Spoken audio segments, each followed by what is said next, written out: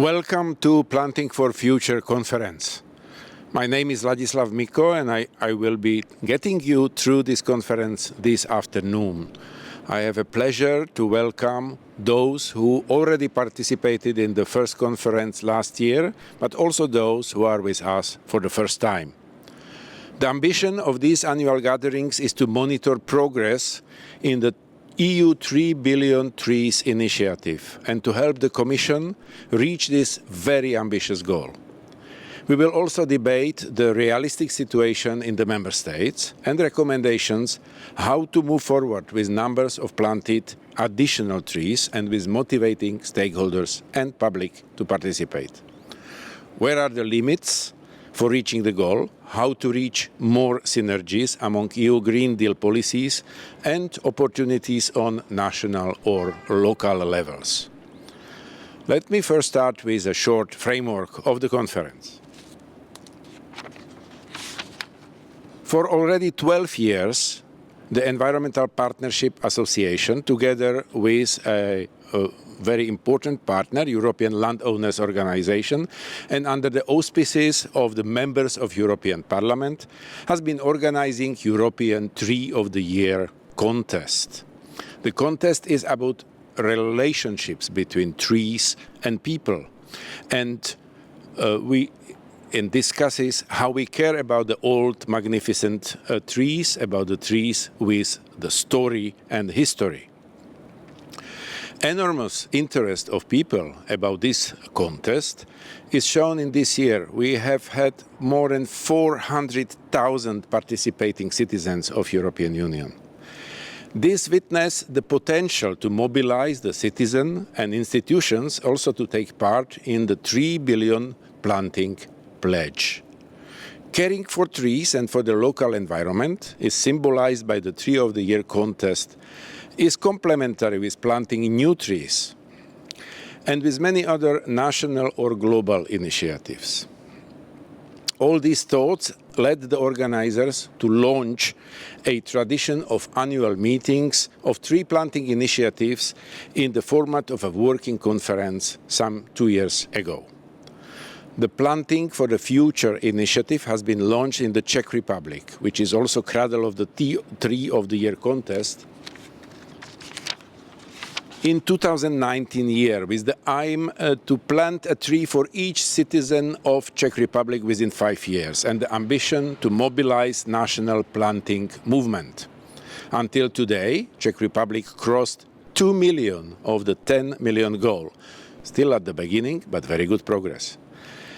Last year, we met here at this conference with other tree planting initiatives and competent stakeholders to discuss how to give the planting initiatives the boost in order to reach the ambitious plan of 3 billion additional trees by 2030 in Europe.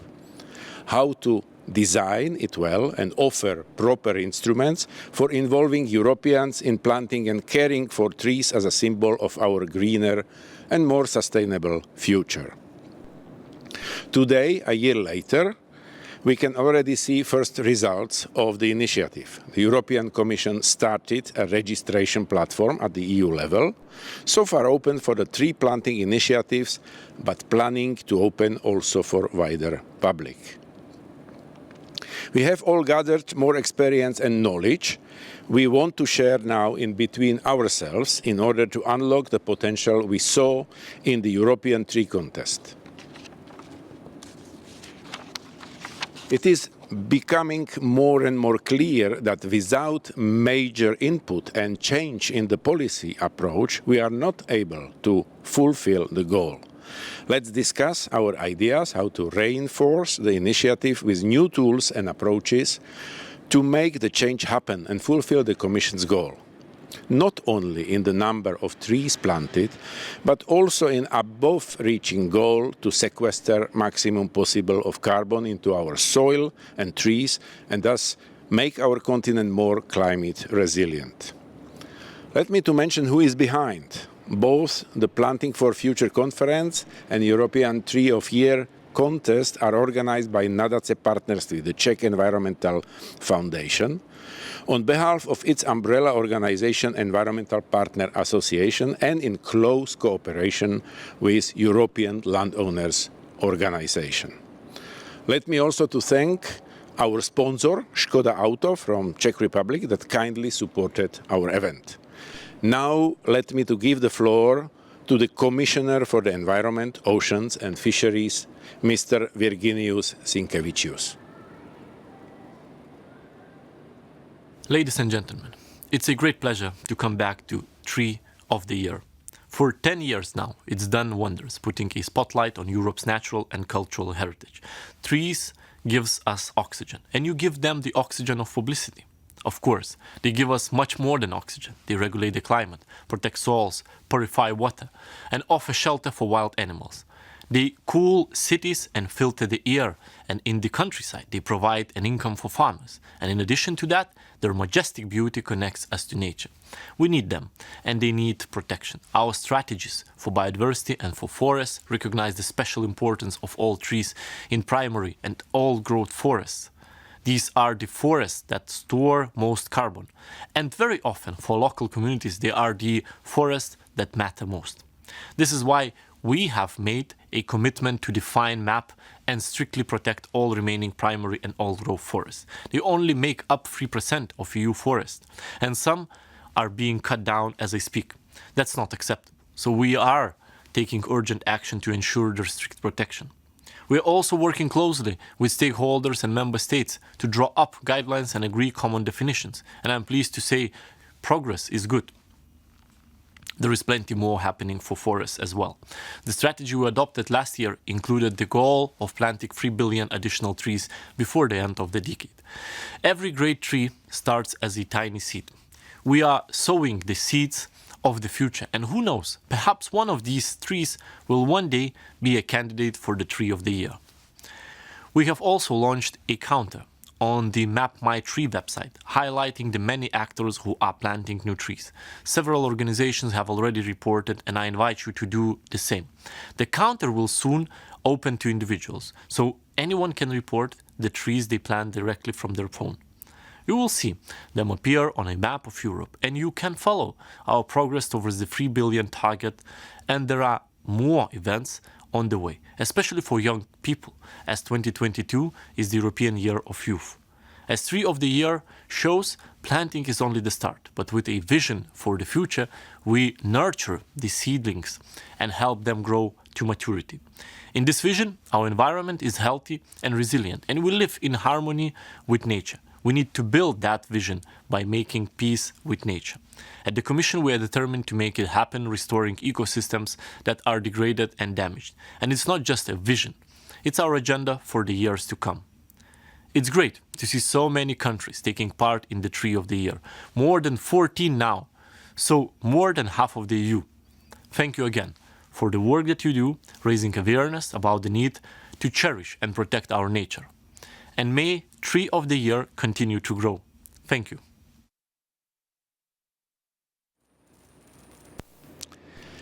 Let me now to invite two opening speeches. As you will see later, our working conference is organized in two working groups, and for each of the groups' theme, we have an opening speech. The first will be speaking Madame Claire Chenu from French National Institute, INRA, speaking about carbon offsetting and regenerative agriculture. Madame Chenu, the floor is yours. You have the number of studies comparing agroforestry, the biodiversity in soils in agroforestry versus cropland systems, and you see that the effect of agroforestry is mostly beneficial. It appears essentially in yellow, both on macrofauna, mesofauna, and microfauna. So it preserves and enhances biodiversity, but also was shown to improve saltwater management and has effects on the microclimate. And yes, I'm directing you towards a special issue, a recent special issue in the journal Plant and Soil on below ground systems in agroforestry.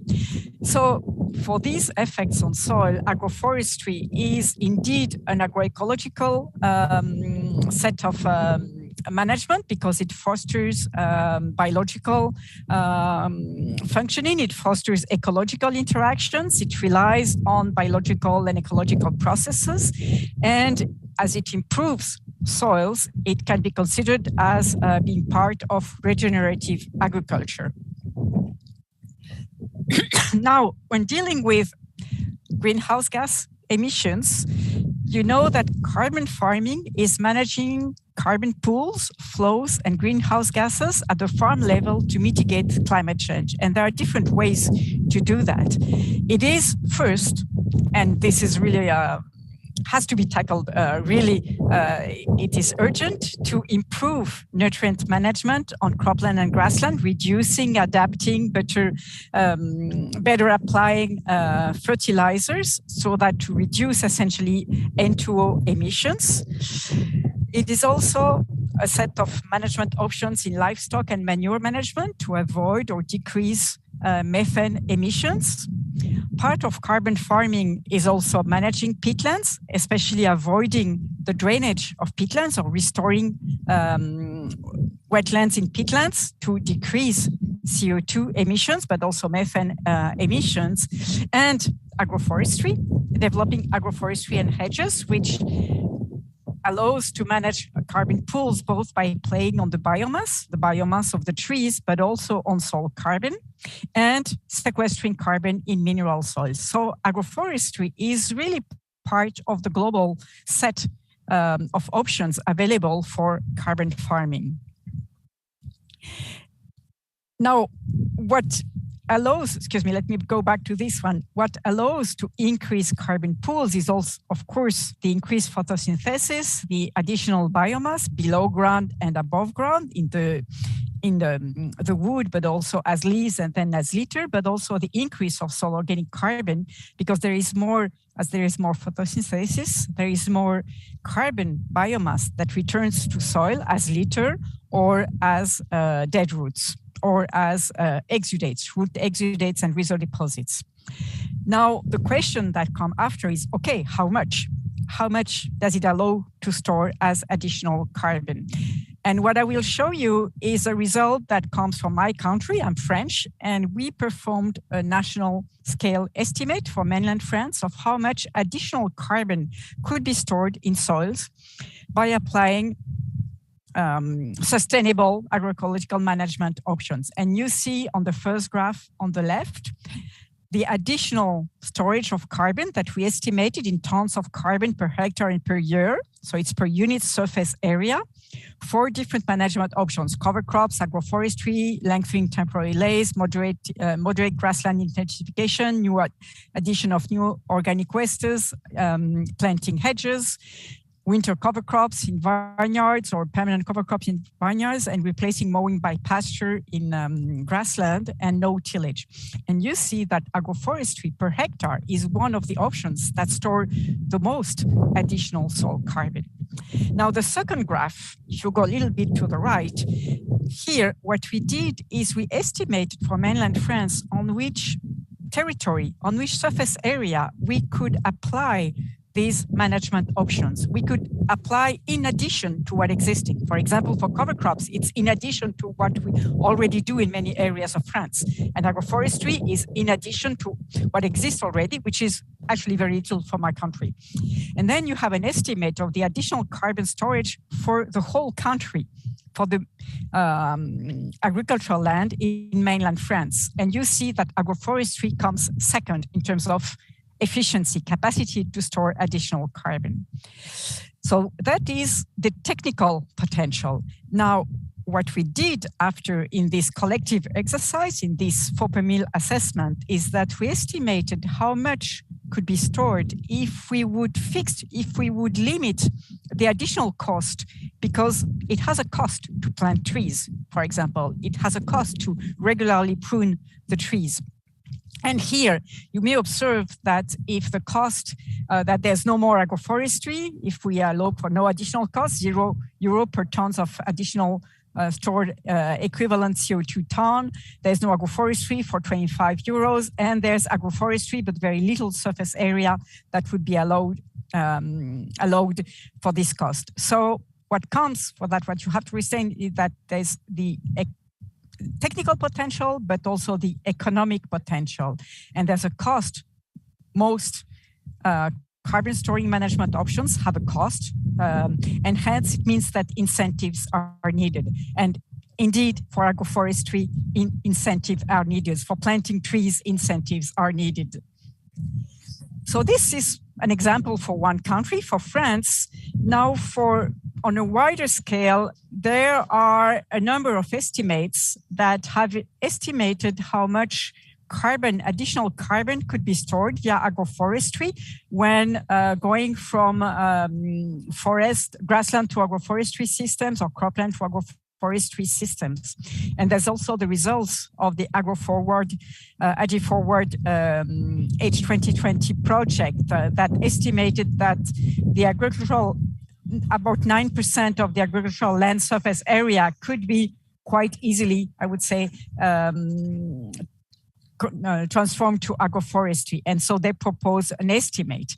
But really the estimates of what could be done in Europe in terms of planting additional trees in crops needs to be improved, both in improving the estimate of the surface area where you can do it, and improving the estimate also of the additional carbon storage above ground and below ground. Above ground because of the diversity of the systems of the trees, and below ground because of inherent difficulties I will come back to.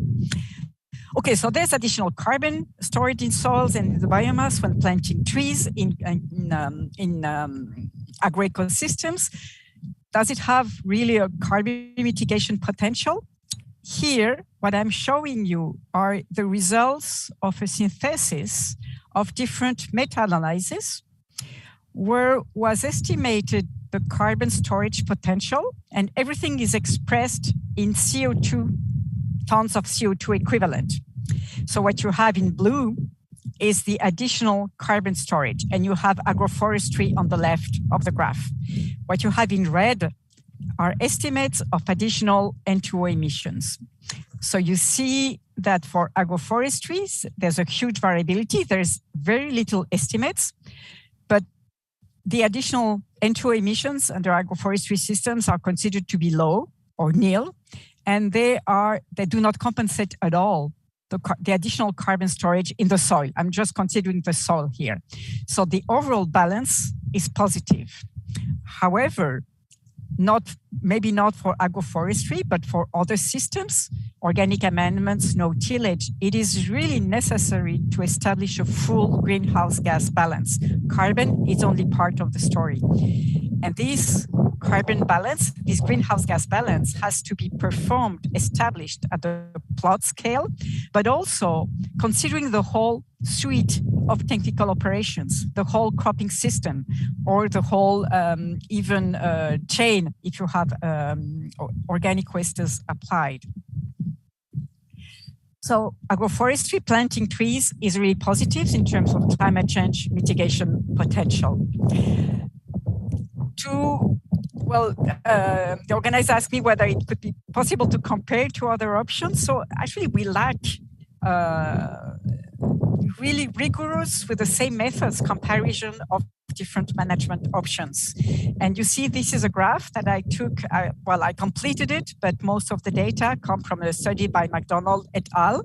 And you see that there's no systematic evaluation at European scale of both the technical and the economic potential. But you see that for agroforestry, and there's no error bars also, and I found that kind of surprising that in such a synthesis it was difficult to derive uncertainties. But you see that agroforestry has apparently a huge technical potential that really needs to be refined, to be strengthened, but it has really a huge technical potential in Europe compared to the other levers in carbon farming. So it has to be considered. And overall, it is estimated that carbon farming could compensate for nearly a quarter of EU agricultural emissions and about 10% of total EU greenhouse gas emissions. Now, I told you at some stage that there were, I'm sorry, you must have noise. I'm outside and there's noise of the ambient noise. So I told you at some stage that there's something that needs to be considered is if you want to enter a carbon farming process, a carbon farming setup, you need to monitor, report, and verify the carbon sequestration in soils and the biomass. And for agroforestry, there are a number of specific limits. First, concerning the activity data, that quite often, well, you probably know that much better than me, agroforestry occurs in combination with multiple land uses, so that complexifies the reporting. There are specific technical challenges, very small land surface areas, very variable tree densities. There are issues with measurements in that, especially in that the tree rows, when it's linear agroforestry in silvo-arable system, they induce a heterogeneity, they induce gradients in carbon stocks. So you have to account for these gradients when measure stocks. So it is additional sampling. It is really quite a load. And regarding modeling, there are still no models really accurate and reliable to predict the changes in soil carbon stocks with agroforestry. And in the results, for example, I showed you for France, all management options have been modeled, but for agroforestry, we were obliged to take a tier 2 option, that is emission factors, regional emission factors, because no model was able to do the job. So there are issues, improvement needed for agroforestry on these 3 aspects of MRV, and this is really important for setting programs. And well, the trend, the idea is to go towards a hybrid articulated MRV system that combines activity data with measurements and with modeling. Now, to conclude, I would like to say, so I have restrained myself and my presentation to agroforestry systems, that planting trees in agroforestry systems is definitely an agroecological management option in that it fosters ecological processes. It brings multiple benefits for soil properties and functions, so it leads to healthy soils, and it can be, well, some can say that this is regenerative agriculture. I'm not always convinced about the need of new terms like regenerative agriculture, but it does improve soils, allows to have healthy soils, so it would fit very well. It fits very well in the new European soil strategy. It definitely allows to store additional carbon, and there's a lot. It's very efficient because of the storage in soil, but in addition, all the storage in the wood biomass. So it can be part of carbon farming projects and greenhouse gas offsetting projects.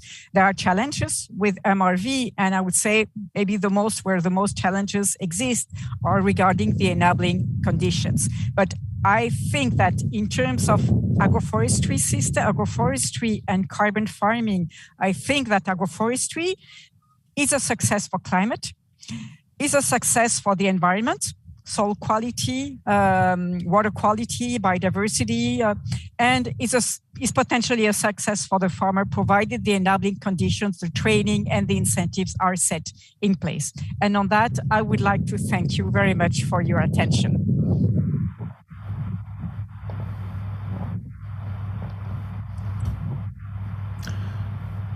Thank you very much, Claire. If I'm not mistaken, this is when I step up and declare myself the moderator of Working Group 2. Joseph, if that's wrong, please interrupt me now. No, is that right?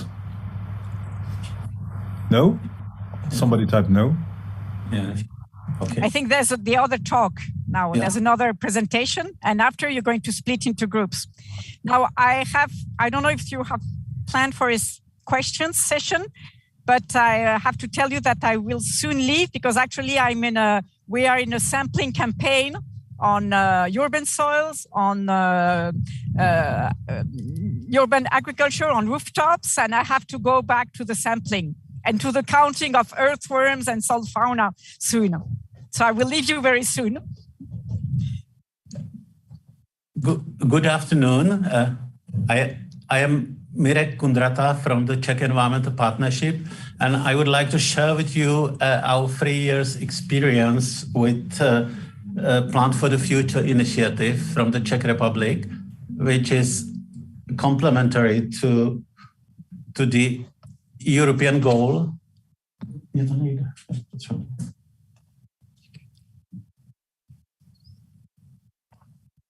Just a second, okay. Which is complementary to the 3 billion trees pledge, the initiative Ladislav already talked in the beginning. We have now 3 years experience. We launched the initiative in 2019, and there is already over 2 million trees registered in our 10 million people country. We understand the importance of trees in terms of climate adaptations, and in urban areas is definitely, first of all, calming urban heat islands in the cities.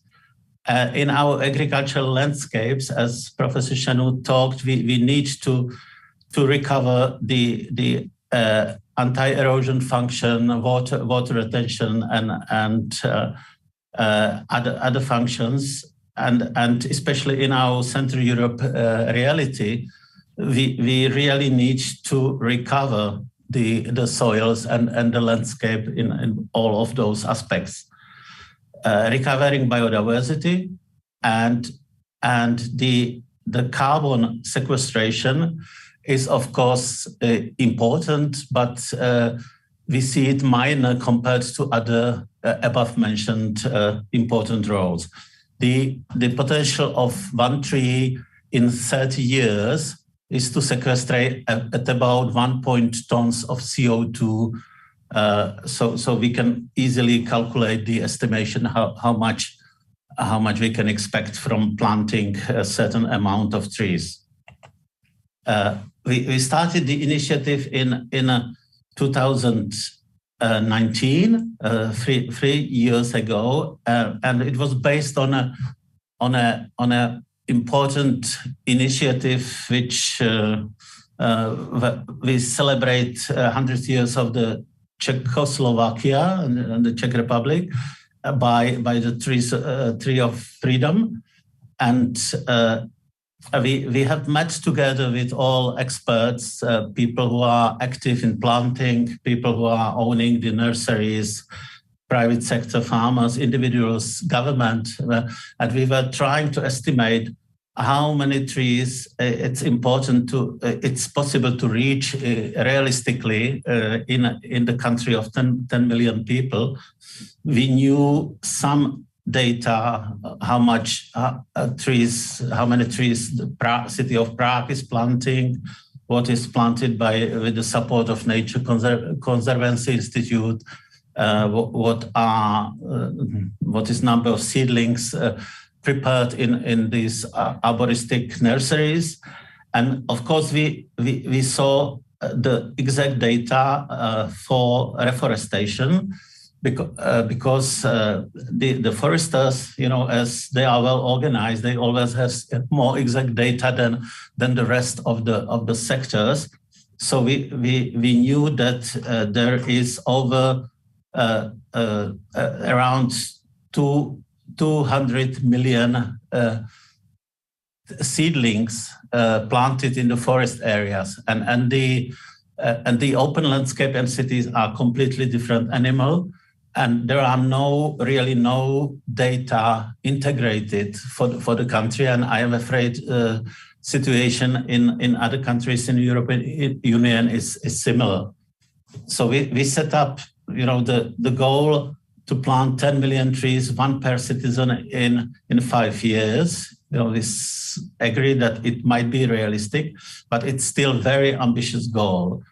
And what we see today here, we are now on a little bit over 2 million trees registered, not planted. We should say that we are only trying to get the new planted trees into the information system. So there is definitely a higher potential, as I will speak later.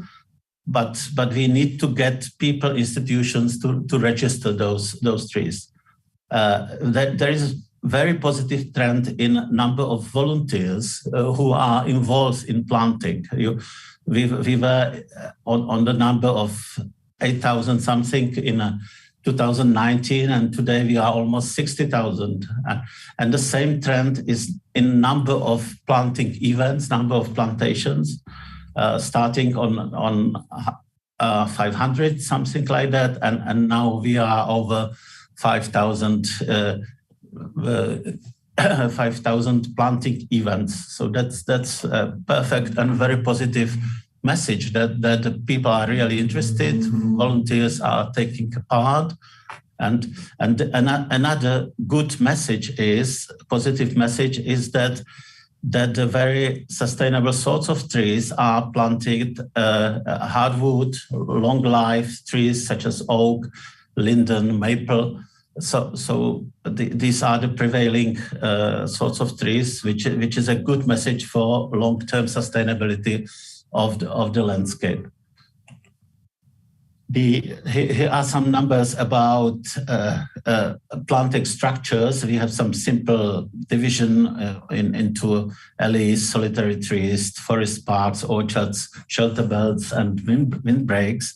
And if you look at the structures and planting events, we see that alleys are really prevailing structure. Tree rows mainly in the open landscapes, but in terms of numbers of trees, the forest parks mainly during the revitalization of some mining areas or in some suburb areas are really the key for the numbers. Still, agroforestry is very weak in our country, so it does not influence the numbers yet. Here is on the map again a number of planting events, mainly in active regions, regional distribution of planted trees. How many trees? It's mainly connected with bigger revitalization of the landscapes, also in mining areas and so on. And this also corresponds with top 10 planting partners who registered already. And these are on the top, these are coal mining companies who are recovering vast areas of the landscapes, but also City of Prague, around over 300,000 over last 3 years. There is important role of the state institutions who are doing plantations within different schemes, either nature conservation or land management. And there is a good role of NGOs. Some of the NGOs are really planting a lot of trees, and also some smaller cities and smaller parts of the bigger cities. So this is the similar in the graphs. We see that the share in terms of the number of trees, the bigger companies, including those mining companies, cover almost 66%. But if we take out these recultivations and look at the planting active agents, we see municipalities covering 66%, and companies are less important then. But what is really important are the public institutions, including for instance, the river watershed management and so on, and the NGOs.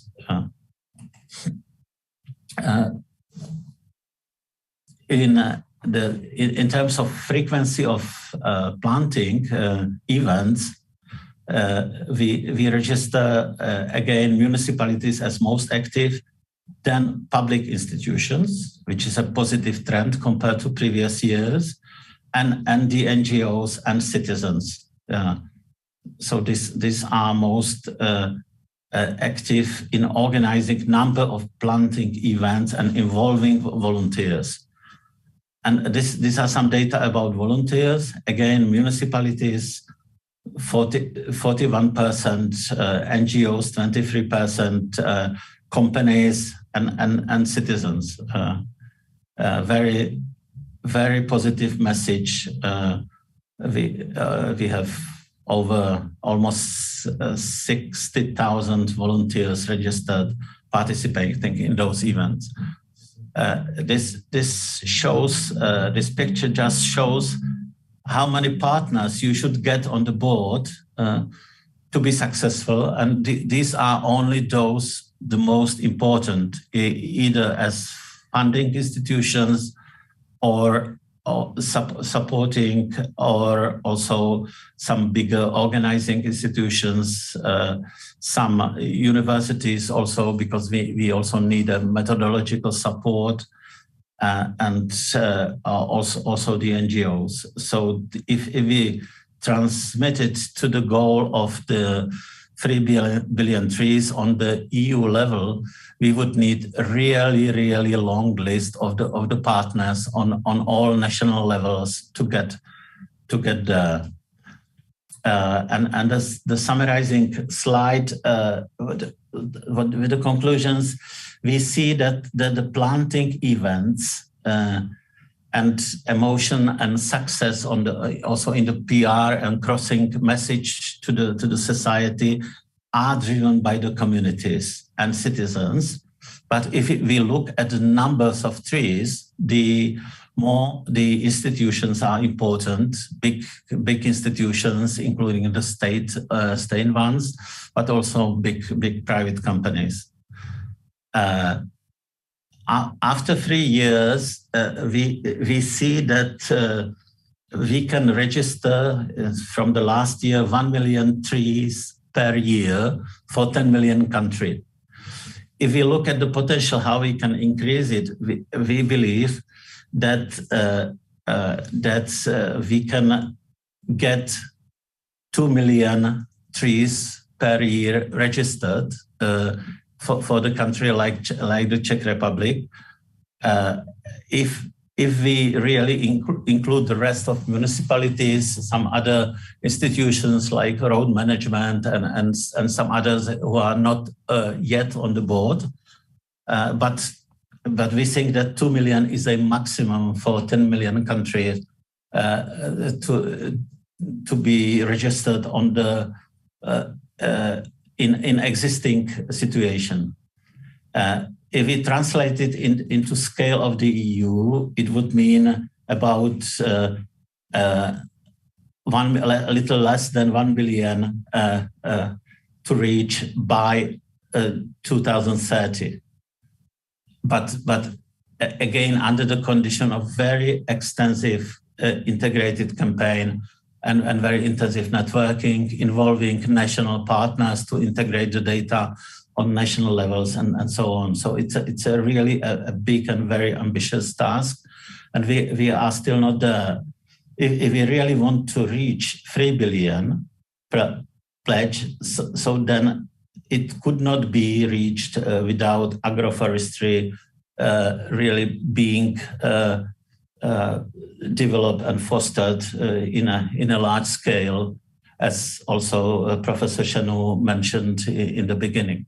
There is a lot of benefits for evolving agroforestry, but it really requires much bigger and strategic cooperation between the climate policies and the agricultural policies on the level of the EU.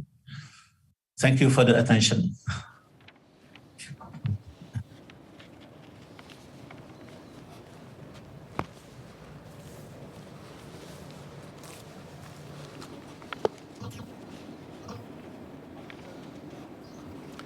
Thank you very much for both opening speeches. As you have seen, the relying on technology sometimes has its own limits. But what we can say is that the nature doesn't have limits, and we have to use it as good as we are able. As we heard from Commissioner, we have to protect existing trees first. However, the initiative to plant the trees is planting right trees at the right place with right management and care. Now we are going to split into two working groups. As I mentioned already, we are not in the conference of the classical type of presentation, but in the conference where the experiences and good examples and best practices should be exchanged and the solutions proposed. The two groups will be working separately. Each of them will be focused on different aspects of our topic. The first group will debate about data on plantations, motivation of key planting actors to register, and will be led by Sven Cullen from LifeTerra, EU project to plant 500 million trees. The second group, dealing with carbon offsetting and regenerative agriculture, will be steered by Patrick Worms from the European Agroforestry Federation. As I said, please be aware, this is not a presentation type of the conference, so the rules should be followed. Each contribution should be not longer than 3 minutes.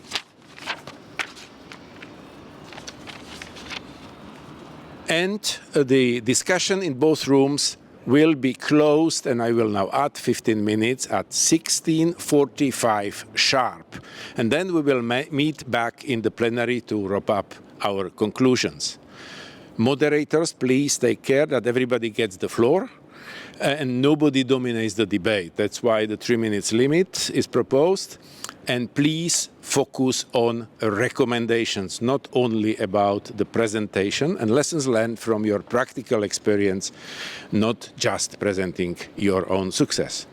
In each group, we will have note takers, which will highlight the important points from your contribution in bullets to the Word document shared on the screen, so also those who are following from other places can see it. Please make sure that your points are properly summarized. Recommendations from both groups will be summarized in the final plenary session, and as I mentioned, we will meet at 16:45 sharp, so please keep the time, and I'm looking forward to see the outcomes of the both discussing groups.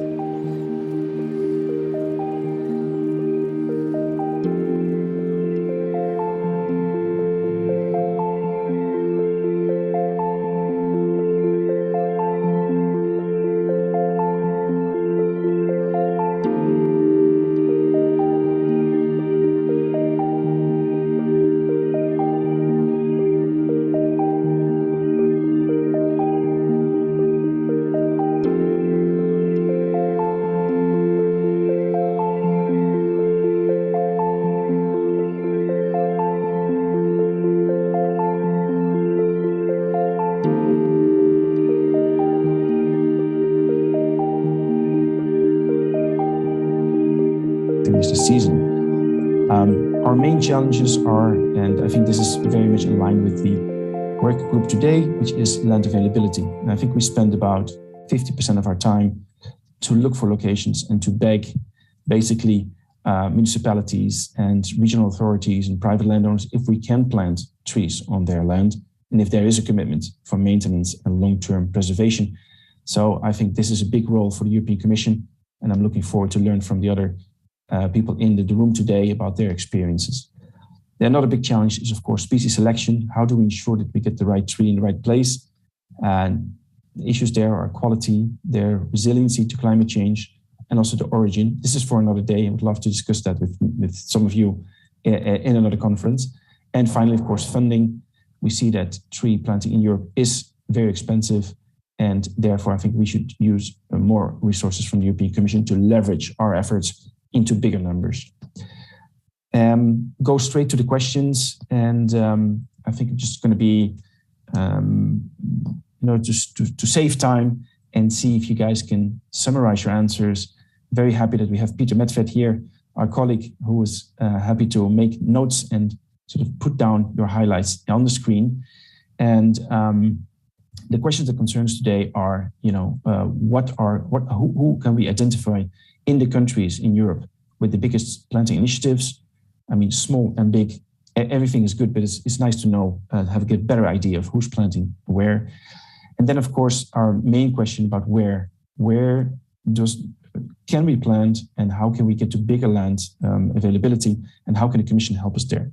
And finally, how can we allow those trees to be registered correctly without double counting?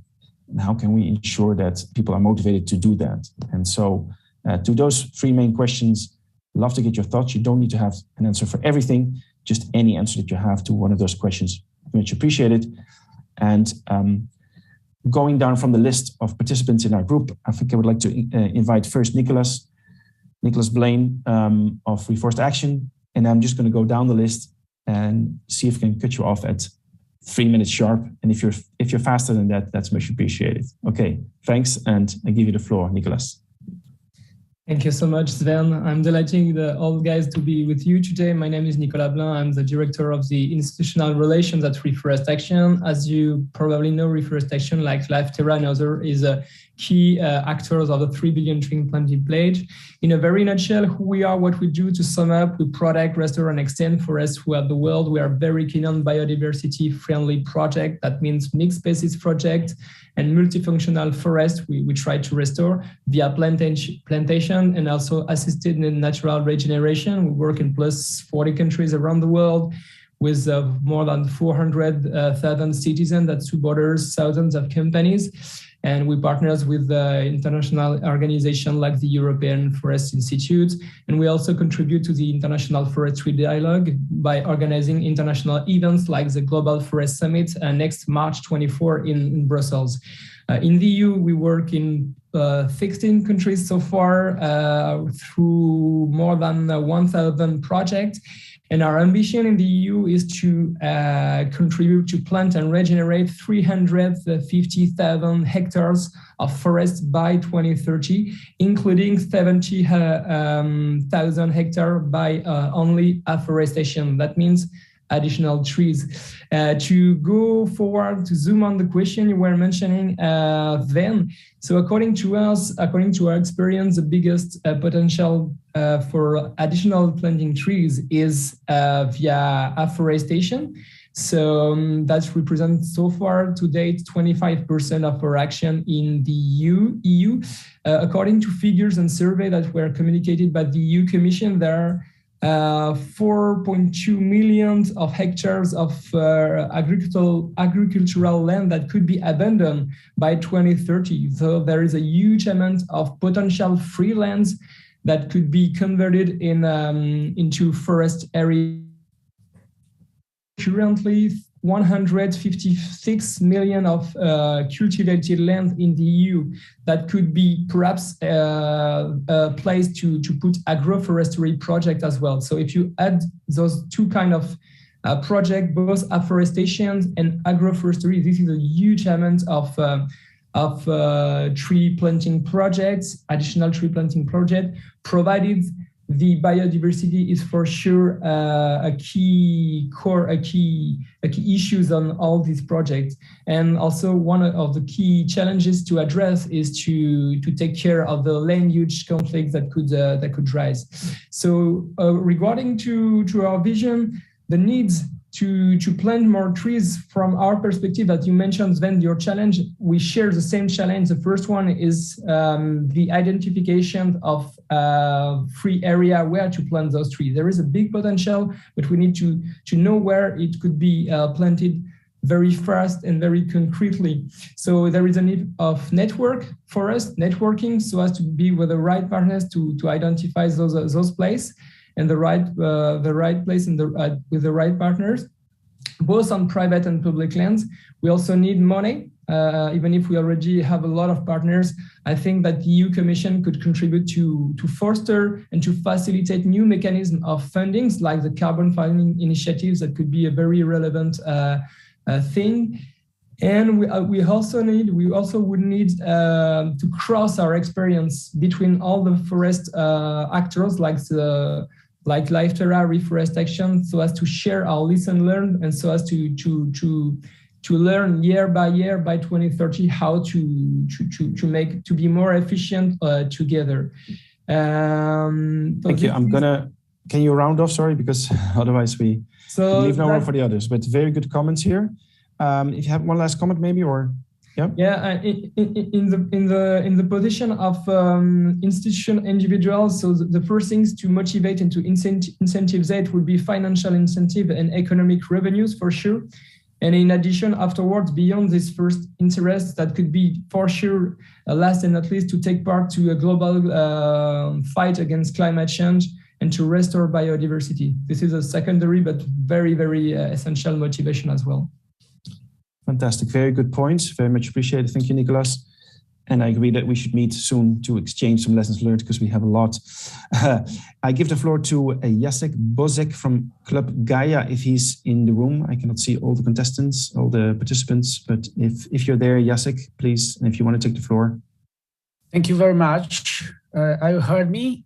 Yes, thank you. Yes, everything is okay. Can you hear me? Yes, please go ahead. Hey.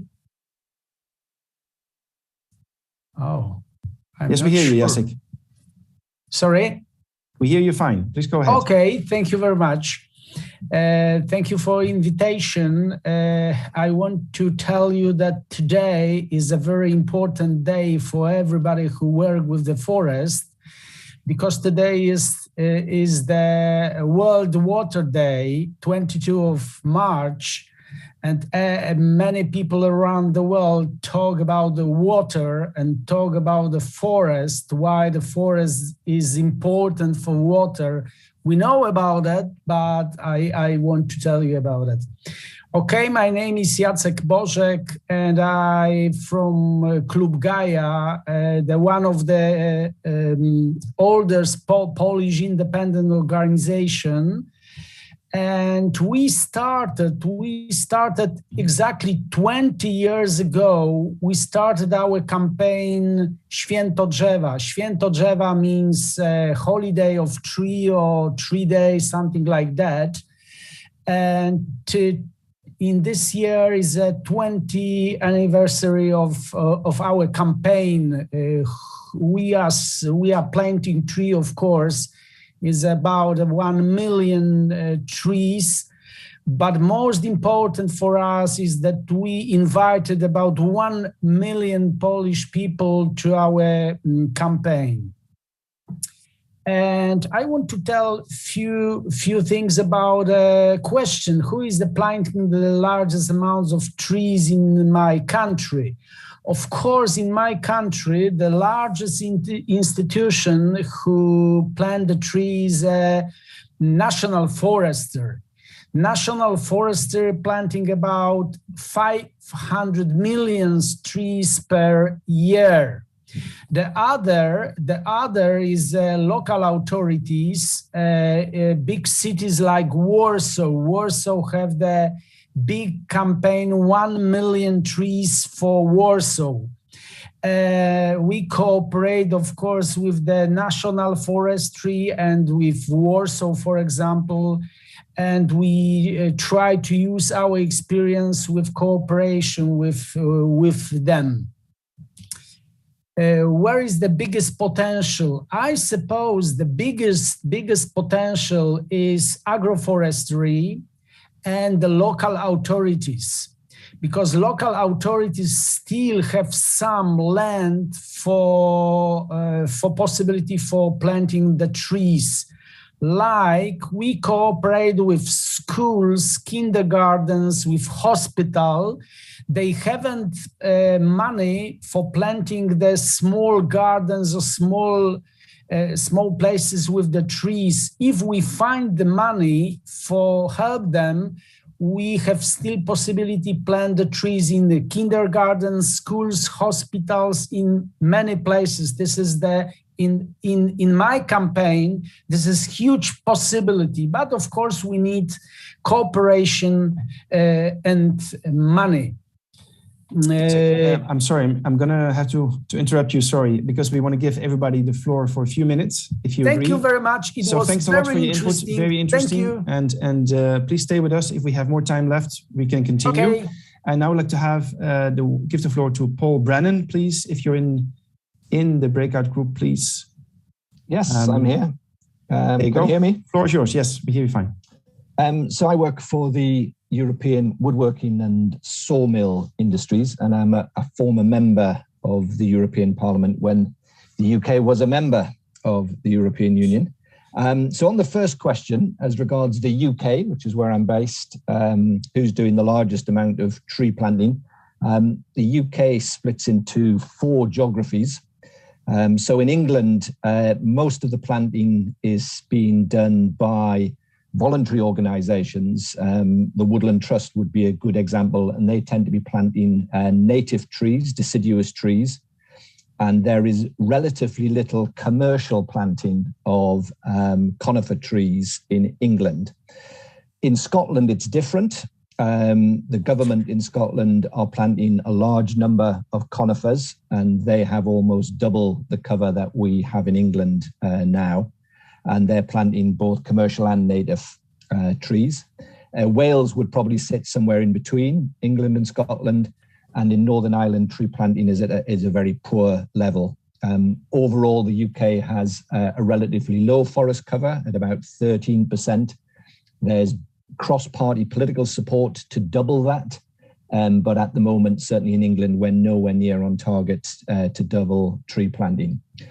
Where's the potential? The second question. I think there's 3 main areas we can split this into. The first one I've got on my list, which hasn't been mentioned so far, is individual gardens of individual citizens. I mean, some people have a very small garden and probably maybe couldn't plant a tree, but medium or large size gardens could clearly have more trees planted in them. So individual citizens in their gardens. Secondly, towns and cities, which has obviously been mentioned. Traveling around Europe, as I do, you can see in most cities and most towns spaces where more trees could be planted.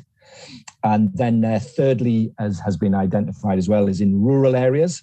Certainly in the UK, 80% of rural land is farmland, and it's on farms that we can see the biggest increase potentially in tree planting. And that could be individual trees in hedges. It could be small little clumps of trees or larger woods, or has been mentioned several times now, and particularly by Claire as the first speaker, agroforestry is the biggest single opportunity for more trees into the landscape. So I think they're the different opportunities there.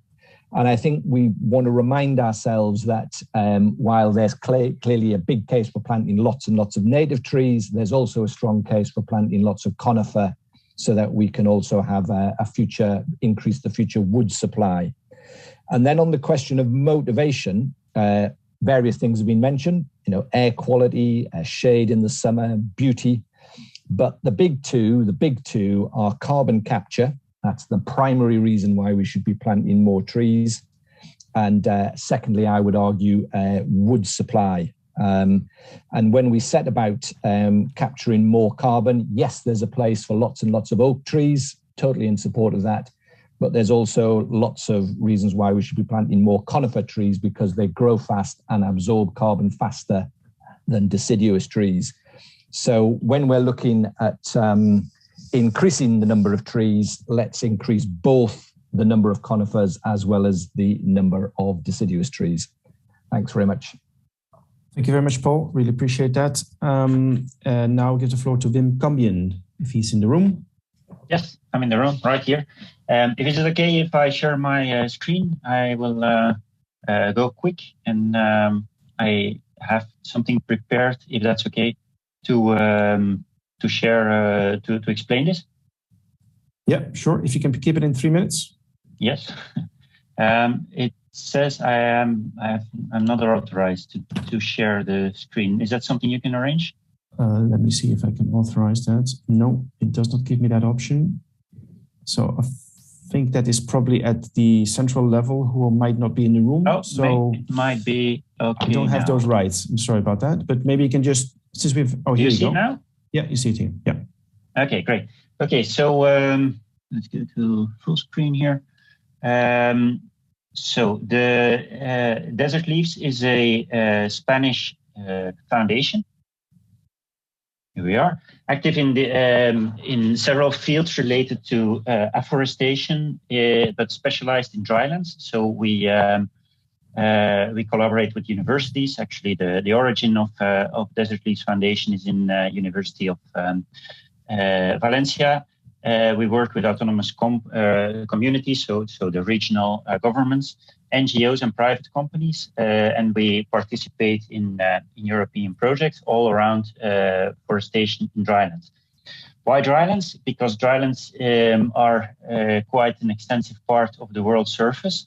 40% of the land surface in dryland is of the Earth is dryland, and also 30% of the people of the world live in drylands.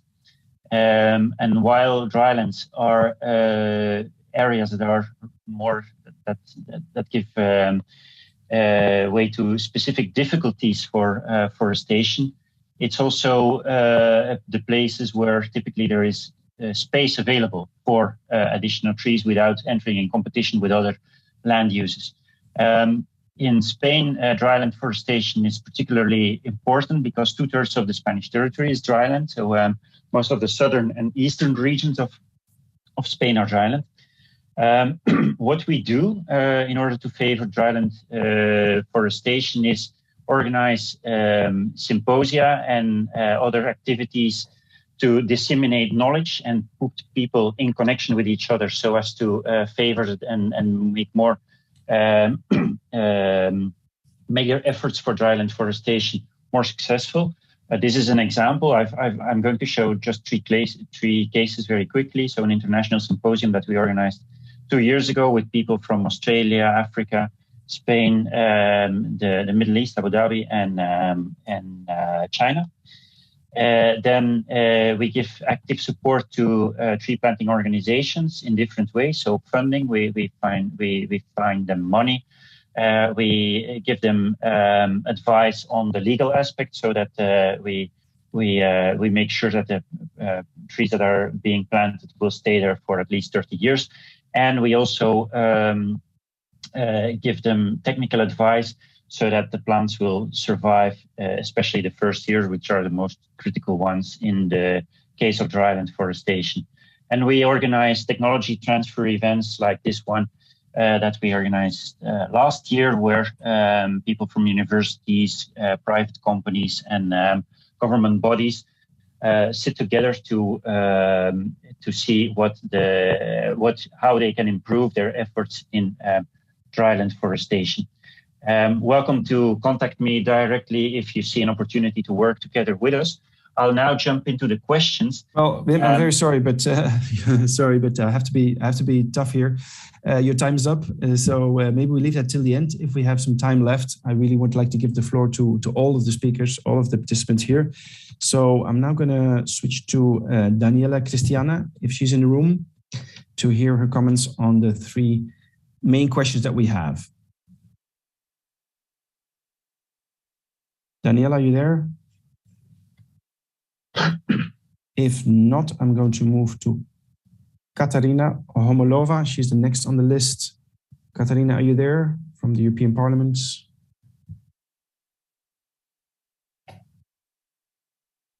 If she's also not there, I'm going to move to the next speaker on the list. Could be John Catikomo, Enable the Disabled Action EDA. John, are you there? If also not there, we're going to have a second round, guys, of time to talk. I spoke, Miroslav spoke, so I'm going to move to Celia Marini of the Maison du Monde Foundation. Celia, are you there? I'd love to get your opinions on this. Also not, then Peter, you're taking notes, but I'm not sure if you have sort of your own experience that you want to share at some point. You're most welcome to do that. Yes, maybe it would be good if you put also for other speakers the questions back that they are on the screen. Yeah, I'll do that. I have just a small note that obviously in all countries it depends on the local conditions. Like in Slovakia, which is very much forestry country, the biggest tree planting society are the national and private forest owners. However, there is huge potential and need to plant the trees in the country and in the cities to make the country more stable and more climate change resilient. And for this, what we need to do is to mobilize and motivate the other actors than there are forest owners. And there is also the biggest potential for making a progress. Basically, I'm repeating what others said, but it's to underline those points. And having the word, there is a technical note. I shared in the chat the notes, the shared documents for the notes. So if everybody wants to highlight there something directly, but should be noted, you can do it in written, and it will be there forever, as long as the Google stays with us. Thank you so much, Peter. Wonderful. I do think I saw Maria Núñez. Maria, are you there? If you would like to share some of your thoughts on the issues at hand. Yes, so I'm Maria. I'm actually working in the forest team in the Commission. And so from this unit, we promoted the 3 billion pledge for 2030. And so this idea, it promotes the planting of 3 billion trees in full respect with ecological principles. And so for responding to your questions, where is the biggest potential for planting additional trees? So we found that there are three main areas for planting trees. The first one is urban environments and artificial environments, where we found that it's possible to plant at least 2.1 billion. Then agroforestry areas that where we suppose that in the 13 million hectares of it's possible to plant at least 3.1 billion trees. And then in forest, where it's possible to plant 3 billion trees, that will suppose only like a rise in 1% or 2% of the current EU forest area. But it's important to say also that it's very important for us also not to plant in very high nature areas such as wetlands or grasslands. I don't know, it's like this promotion of trees should be restricted to areas where it's possible to plant trees. And what would be the relevant motivation for institutions or individuals, municipalities? Well, in our strategy, we're promoting kind of benefits for what we are defining benefits for environment, climate, EU citizens and citizens of the planet and economy. So these are all the main points that are treated in the 3 billion strategy pledge. That's all. Thank you very much. Thank you so much, Maria. Much appreciated. And then Marco Nida, are you in the room? Be very happy to hear your latest opinions on the matter. He's not, I think. He's not there. But okay. He will be in the next minutes, maybe. He will come later. Okay, fantastic. Okay. I have Jesse Pinster, Follow the Money on the list. I'm not sure if you're there, Jesse. Also not there. We are definitely going to have a second round, everybody. I'm going to move now to Giorgio Vacciano to see if you are in the room, and I would like to hear your opinions on the three main questions. Giorgio.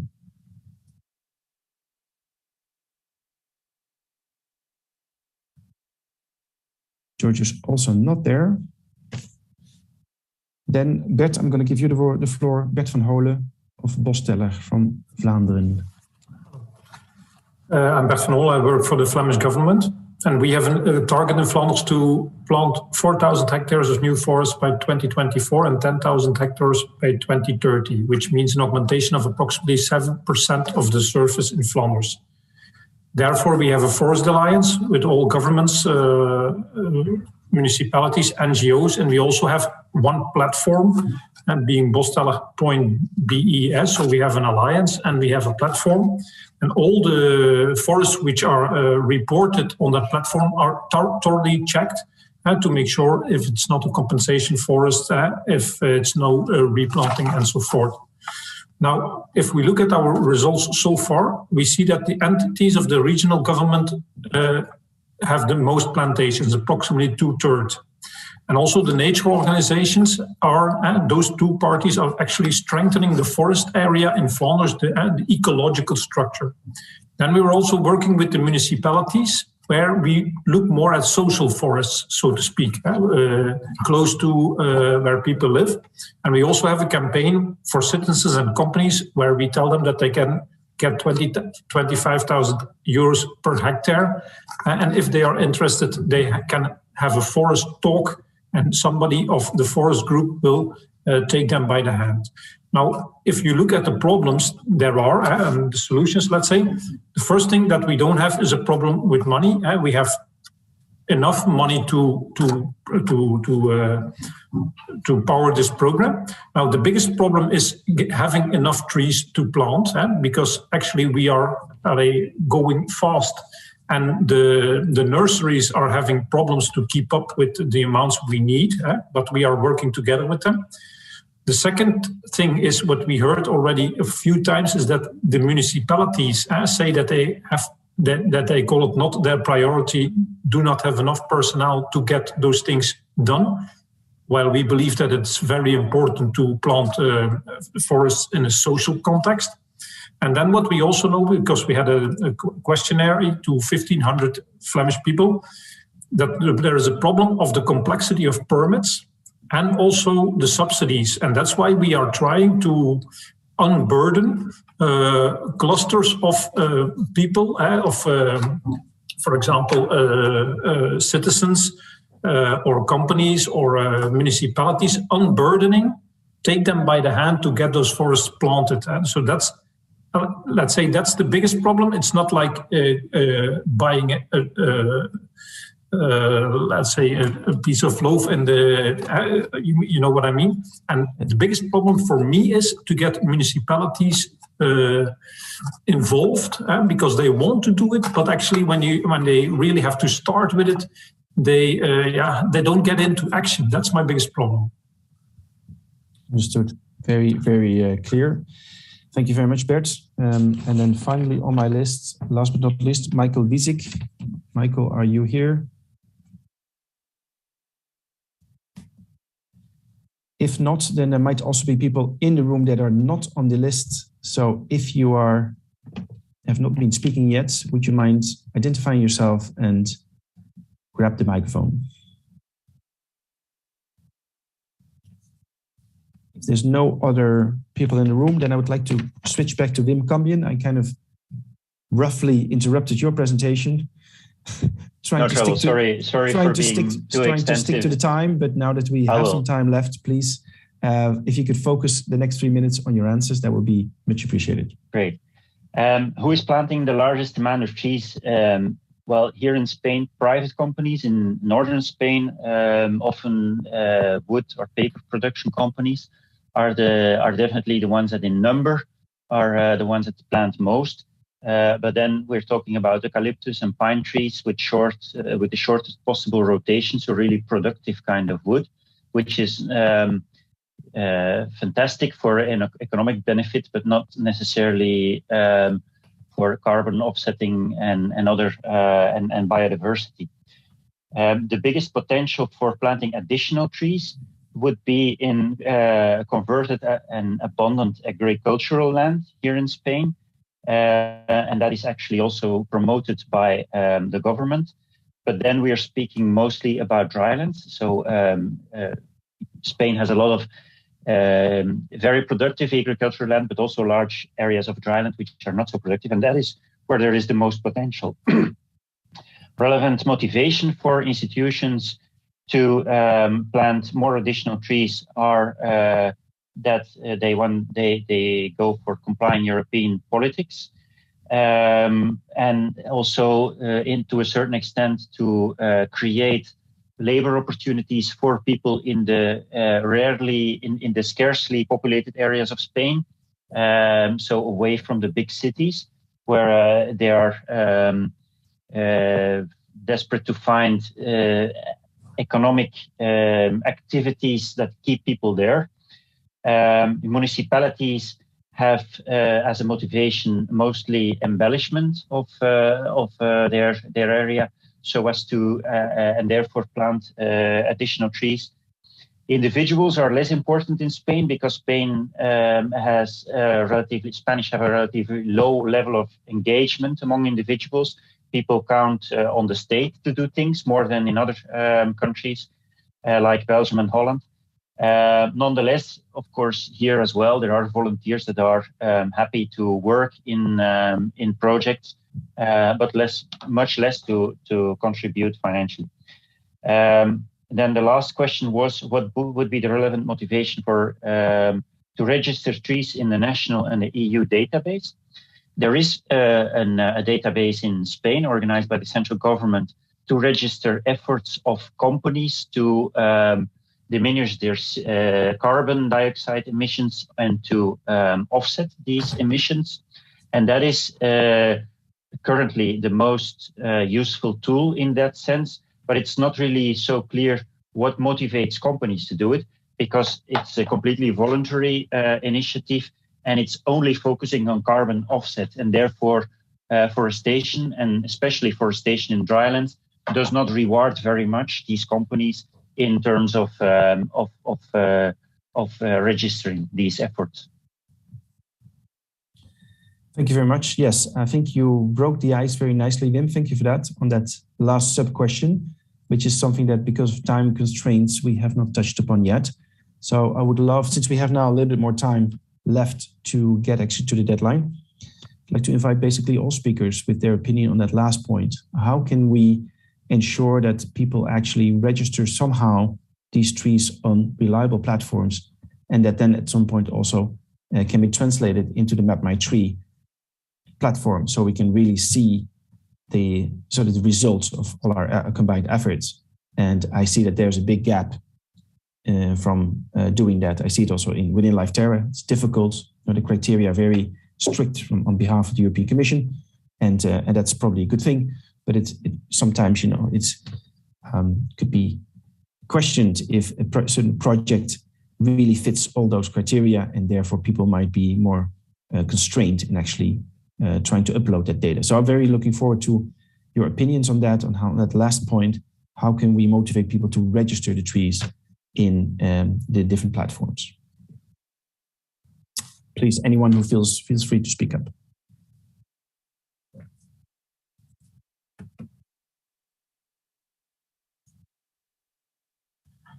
In Flanders, we have some kind of prizes for municipalities. So when a municipality plants a forest of 2.5 hectares, they get a bronze medal. 5 hectares is a silver, and 10 hectares is a gold. And they get some kind of prize, let's say, and the gold is that they get a little film where they can talk about their forest efforts in that municipality. So that's how we try to get municipalities to register their forests. That's a very good idea. Love that. That's a very interesting incentive, because of course, any mayor that will be interested to do that, because it will give him or her votes in the future elections. So I guess that's a very nice incentive. Any other ideas of or experiences that worked in order to make people more enthusiastic? I'm saying people, individuals, up to municipalities or regional authorities to actually register those trees planted. Of course, I suppose it's not too easy. Everybody from us know about it, that sometimes people planting the trees, but they don't want to use the database. This is the normal situation everywhere. Of course, after 20 years of my experience with the involving people and authorities to our campaign, one of most important thing is give them something like awards or things like that. And every year we try to invite these people and institution to the ceremony in our capital in Warsaw, gave them some awards, give the concert, and of course for local authorities, for schools, media are very important. And we able to say, of course, if you want to be part of this game, you have to use database, because after that, we send to you, for example, the people from media who are able to write the article about your job. Right. Yep. For example. It's a very good idea. I really like that. Thank you very much. So you say, so from Belgium, we have the award system with the medals and with publicity. In Poland, you also do a ceremony with some sort of a recognition of people. You actually have also concerts there and basically, trying to give people the stage to ensure that they get more visibility. I saw a hand from Nicolas, I think, if that's correct, in the speakers. Yes. Nicolas, do you have any? Yes, thank you so much. Well, I would like to share our experience at Reforestation for now plus 10 years. Sorry. For sure, to us, planting is something tremendously essential. But beyond planting trees, I think that the world is currently going from a tree planting area to a tree growing area. And as the EU wants to get actually an effective 3 billion trees additional by 2030, it means that those trees really need to be carefully monitored on the long run and not just be planting once, and we don't know what they're gonna become in a few years. So as to be sure that in less than 10 years now, those trees will grow up and deliver their full ecosystem services. To us, it's great to onboard the individuals for sure. It's something key to mobilize the youth, notably. But to us, the great potential is mainly on by mobilizing public and private forest professional. Both are complementary, individuals and institutions and municipalities, but so as to really monitor on the long run those trees on especially big surfaces, because it's cost effective to plant and to monitor those trees on those projects. We think it's the focus should be made on those kind of areas and the collaboration with those kind of stakeholders, even if for sure individuals and citizens are definitely a big part of the solution. So to answer the question how to register, I think it must really be something very easygoing, very simple. The way you mentioned an application, Sven, you took part. There is the Map My Tree as well. But to us, the easiest is it possible? The bigger participation to register it will become. So I don't know what could be the way, but something very simple. And beyond that, to also remember regularly on a regular basis your community, individuals, and so on, by emailing that on the next season, on the next fall or winter, to encourage them to participate in a new event around them, or to plant in their own garden. But by remembering this to them, just remember as well to register in 1 or 2 clicks on their computer. So first is to join an event or to get a simple way to register, and after on the regular basis to create a community of citizens and institutions, so as to remember them that they can contribute again year by year and to share experience on their participation. Yeah, fantastic. I like that. I very much agree with what you say on that we're going to be moving from tree planting to tree growing. And also at Life Terra, we're developing now what we call citizen science tools, so people can go back do some sort of maintenance activities and measure the tree, its growth, its height, for example. And that's going to be essential to keep people long-term engaged. I also had a hand from Miroslav. Please join us for your experience from Czech Republic on awarding. Yeah, I think the awarding is very, very important. There should be very creative tools how to reward people for what they do, and also organizing and motivation events, community plantings, and everything. But I think for national and European levels, you cannot do it. You cannot move it without really creating an event, a movement, and without a lot of energy from somebody who is integrating all those initiatives for national, eventually, a higher level. And it's a lot of energy, a lot of work, and it's not done automatically. So there should be some, resources and the organizations who are able to do it, and who are competent, respected by all the partners, who can communicate both with the governments and both with the civil society and the companies. And that's I think a big challenge. Yes, so somebody has to do it, has to do that nitty-gritty work of trying to get all those trees sort of coordinated into central systems.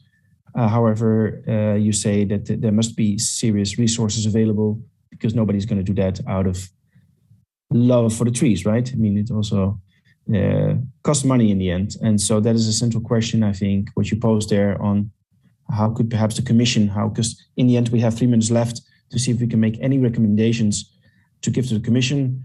It was discussed, I mean, there is a lot of land potentially available, it was sort of said also by Maria and by the others. But of course, to get there and to get through the permit cycle, get through the subsidy cycle, get through those barriers, and then get the trees in the ground and care for them, plus register them, that's quite a big cycle. It's a huge effort for the people that are on the ground. And so any ideas on how what we can recommend to the Commission so they can help us to accelerate that could be the object of our last 3 minutes.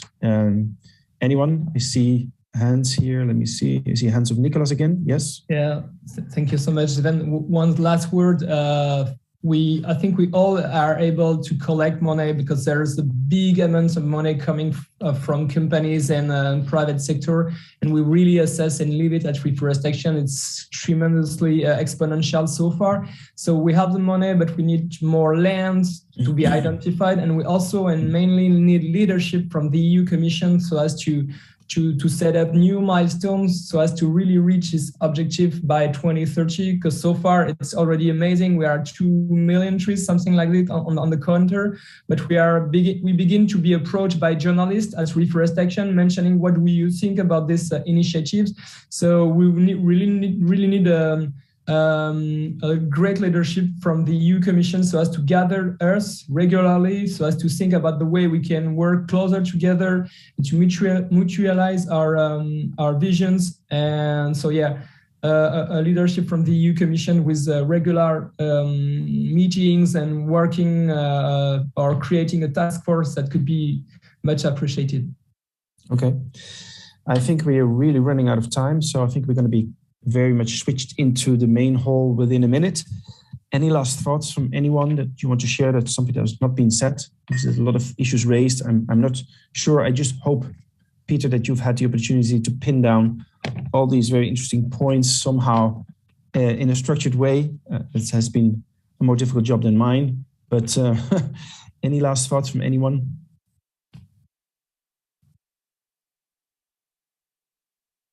No? Then let's look at that list that you put together.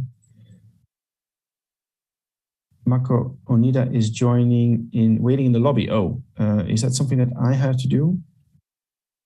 I have no idea how that works. He will join back when we're in the main room. Oh, okay. It's almost over already. So yeah, it's time anyway. So I would just like to invite you then go to the document, the Google document that Peter shared with you in the chat. If you see anything that's wrong there or you want to add something, please do it there. And then we have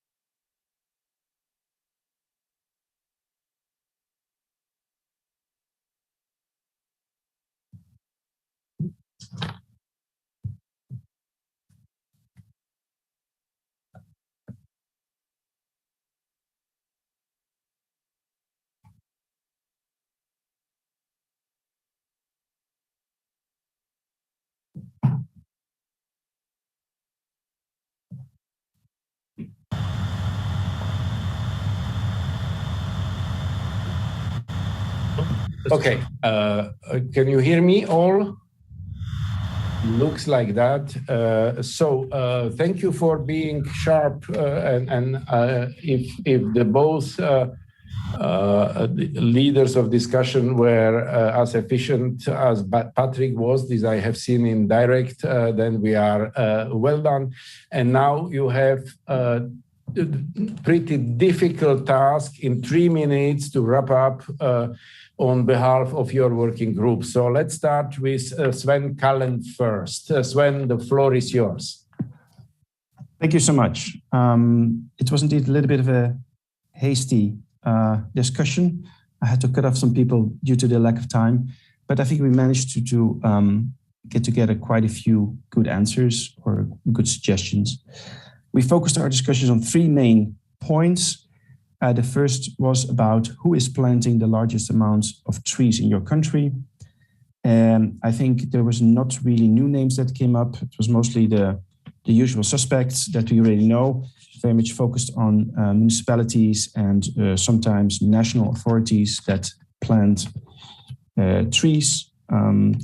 We learned about the different initiatives also in the UK when it comes to tree planting, very regionally different within that area. And so I think we have that conclusion is basically on the list of our summary document. Where most of the time was spent was on the discussion of the biggest potential for planting additional trees.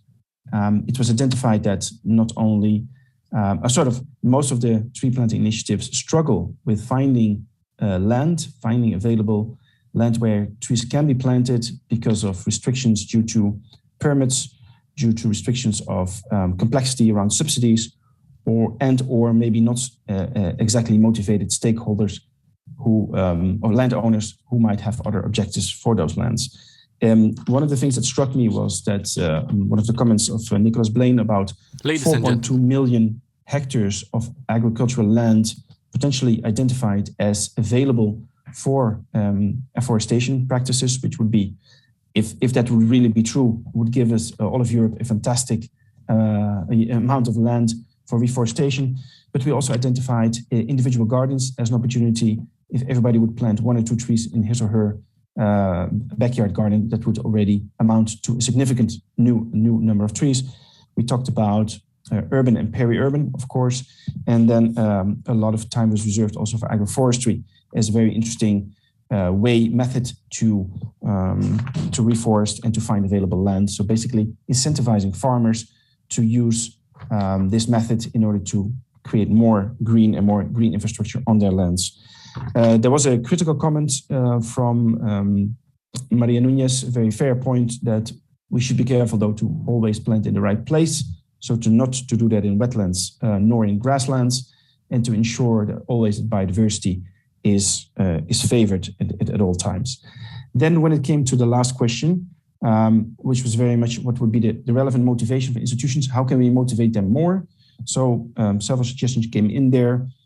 One, of course, was to cut down on red tape, so to sort of ensure that it was more easier for the different actors, the stakeholders, to get involved and get those trees be allowed to be planted there. Then there was some discussion and very interesting ideas on award systems. So, for example, in Belgium, if you're a municipality and you plant 2.5 hectares, you get a bronze medal. If you do 5 hectares, you get a silver medal. If you do 10 hectares, you get a gold medal and a video that for sure the mayor will be interested in for the new elections.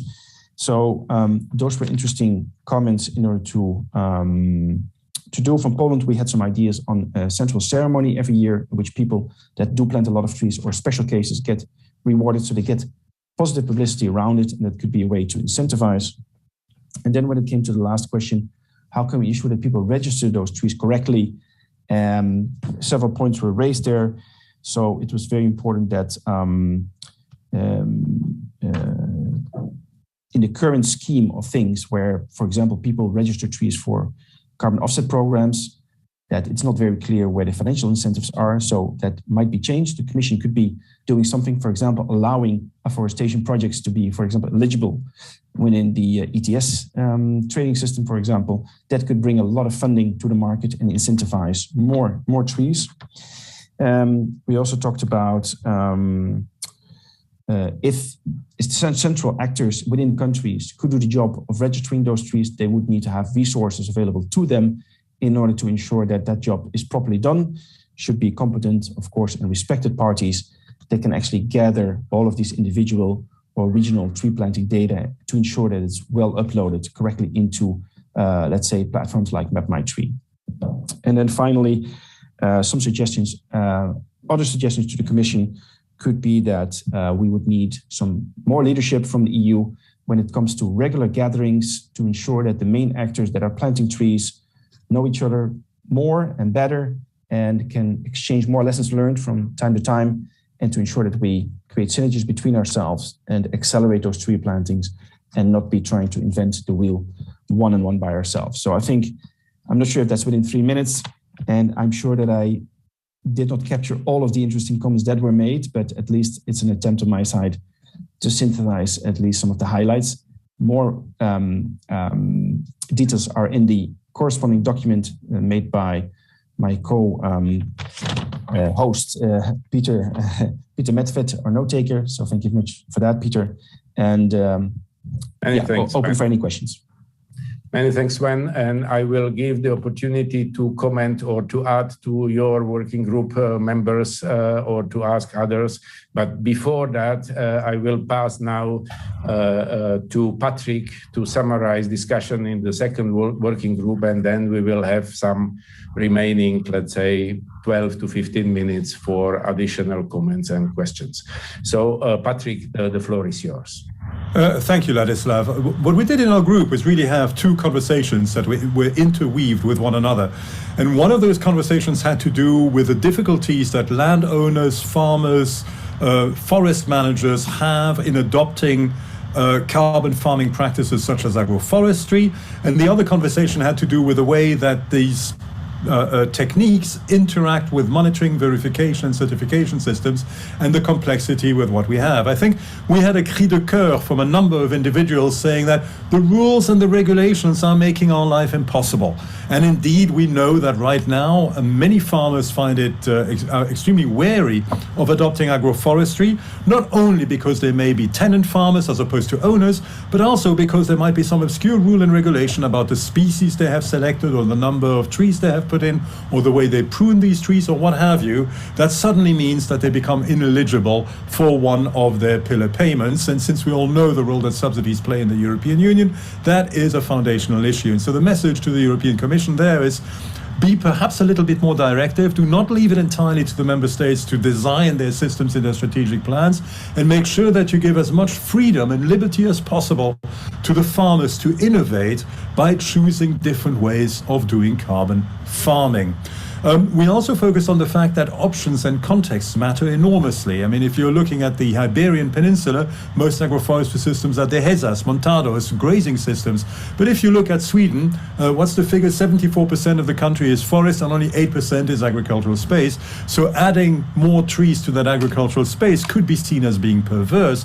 However, you can do agroforestry by adding non-timber activities to forest land, be it grazing or mushrooms.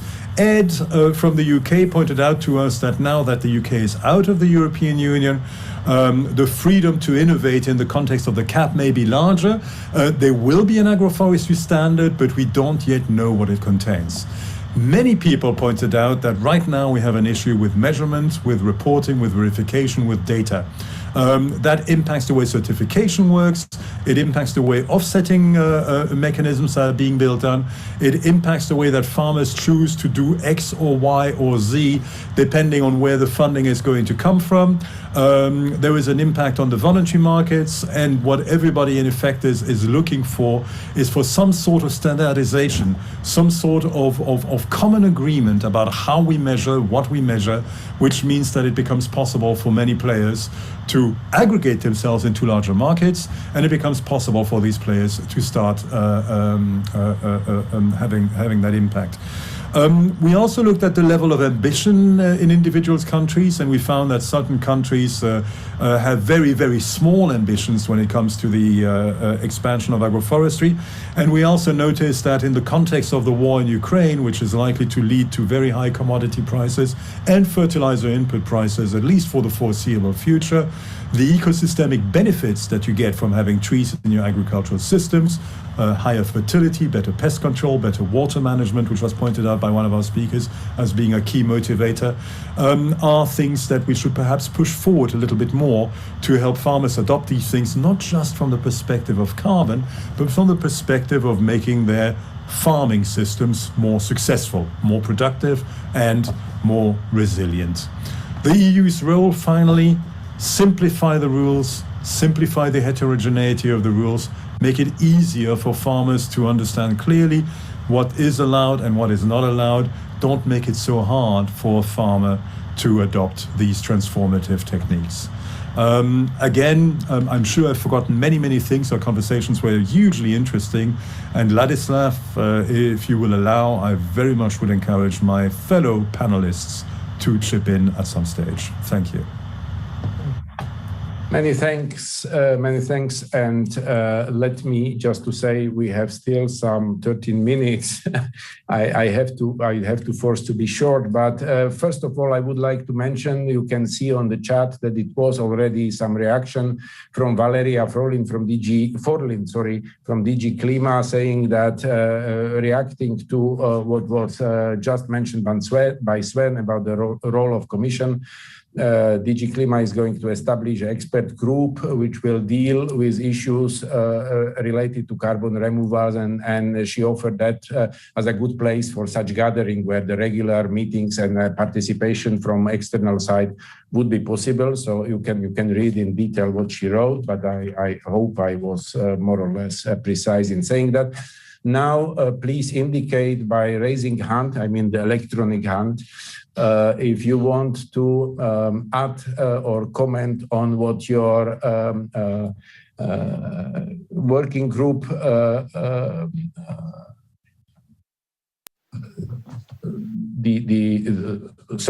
what Sven or Patrick said about the work of the working group. If there is anything to add, anything important what should be said, or what you want to comment, please let me know. In the meantime, I see one hand, which is, I don't see the name, but the nickname is Onidama. So Onidama, you can speak, please. Sorry, sure. Sorry, Ladislav, this is Marco Onida. Marco Onida, oh, okay. it's the commission Hi, system. I need to change the login to Zoom. Sorry about that. So, nice to see you. Well, I apologize. I could only, we had an inter-service meeting that just finished, so I could only connect a few minutes ago. I couldn't follow the breakout room, but I follow both summaries that were really very clear and nice. So thank you both, Patrick and Sven. Just one question, Sven, to your summary, because you were saying that one of the constraints is that we would need resources for national platforms for do the registration. I just would like to better understand what you meant, because I mean, of course, if the national platforms exist, absolutely. I mean, and this is, in fact, there are some that are already working on national or regional, like the Flanders or the Czech. But the whole purpose of the Map My Tree is that you can report directly to the EU platform. You don't need to pass by a national platform, because that's precisely the whole purpose. Of course, it's not obligatory, but it's there to be a platform open to any citizen that want to report the trees. Yep. So Okay. that comment came from. Sorry, Sven. Before you answer, I will add. I have 3 more questions which came from public, and probably you can join the answer, you and Patrick as well. So, in addition to question of Marco or to comment of Marco, there is a question. If in your groups you discussed if you observed more interest in tree planting in particular countries today. if the climate crisis was influencing this willingness or let's say the preparedness of people to enter this initiative. And and probably most important question, if general public reflects a difference between what is called a reforestation, which is obligatory by many laws in the member states, and planting trees in agricultural landscape, or basically trees in addition to what is obligatory by the law. So if you can join also, please, your answers to these questions, and eventually if anyone else would signal by raised hand, I will still have like few minutes to offer the space. So let's start with Sven now, please. Yes, in reply to Marco's comment on the question on the comment made on national coordination of data gathering, it was merely raised by the Czech Republic. So they say that there's a lot of individual people planting trees or small and regional initiatives with NGOs and other actors or municipalities. By themselves, they will probably not upload that information. They would not know that it exists, that it's necessary, how to do it. Therefore, a national coordinator could be interesting, but of course, you would need to have resources for that. So that was the nature of that question. Then the question that was put there by you about if there was interest in more countries. We did not raise that point, but we do see that Life Terra is now active in 10 countries, and in all 10 countries, the interest, if you have events, people want to come. So there is a clear interest from society that at least we feel that if there is land available, if it's accessible, if it's prepared, if there's somebody that can explain why we're doing this, people will come. So it's not that we lack the demand from society, if that's the point. Then with regard to climate change, there is more and more interest. Yes, also from companies that are really becoming serious about offsetting. That was also mentioned by Nicolas from Reforestation. There is now becoming more and more funding available, but of course we have to fulfill that demand and to see that you can somehow embed it in what we call, in our case, for example, sustainability team building events, so that you get the people from companies out. But there's a lot of demand for that as well. And then with your final question on reforestation versus afforestation, my personal opinion is that the people, they don't know, and most don't care. They're just happy to plant trees and to have the feeling that they contribute to a positive climate action, and they do not distinguish per se between those two different methods. It's more academical question. Of course, it has to be addressed, but for, let's say, the common people, the people that we have in our events, they really, or even companies that sponsor us, they make no distinction between the two. So that's, in a nutshell, would be my answers. Many thanks, Sven. Now the same questions and opportunity to react for Patrick. And I promise to all of you that at 5:10 sharp, I will really try to finish, because I see already the fourth participant saying goodbye because they were planning until 5 as it was originally planned. So 5:10 we will finish for sure. And now Patrick, please. I'll just pick up on that very last question. I substantially agree with the answers that Sven has given, and there is no point in me repeating them. But on that final point, one thing that we need to be particularly careful on is, because of the rapid changes to climates that anthropogenic climate change is bringing, that simply planting the same tree species as we did before is unlikely to be successful. Trees are long-lived creatures. Even the shortest rotation trees like poplars will be there for 20 years. And you need to figure out how these trees are going to be coping not only with today's climate, but with a climate that will come in the future. That is a problem because, as Sven pointed out, people are perfectly happy to plant trees, but they then rarely pay attention to what happens to the tree. And I like to say that planting a tree is like having a baby. It's not when the job finishes, it's when the job starts. Trees are long-lived creatures, and they are fragile for the first 5 to 10 years of their lives. They need protection, they need support. The heterogeneity of forests is going to become increasingly important to ensure that we have the ecosystem benefits and the climate benefits that we want forests to have. Monoclonal plantations of any kind are likely to suffer increasingly. We already have large dieback of such plantations across continental Europe. That is not going to stop, it's going to increase. So perhaps there is also a need here for the European Commission to help farmers adapt to what is a much more complex, and foresters adapt to what is a much more complex planting environment than the one that everybody was educated in. And that's really the last point I would make. We live on a stochastic planet and we live on a dynamic planet. We are modifying the climate with extraordinary speed. It doesn't look like we are doing nearly enough to prevent more carbon from being added to the atmosphere at high speed. What that means is that any tree we plant today will have to, in effect, start its life in the temperate zone, have its middle years in the Mediterranean zone, and if we're really unlucky, have its old age in the North African zone. There are not many species who can survive that. And so the work that needs to be done scientifically is to understand who they are and how we can improve the resilience of multi-species stands to these increasingly hostile weather conditions. Thank you. Perfect. Many thanks to both working group leaders, but also many thanks to all of you who contributed to today's discussion and exchange. I think we have heard several very clear messages. If I have to say, my general impression is that more and more the people who are involved and active in this area realize the size of the challenge when we speak about the 3 billion trees.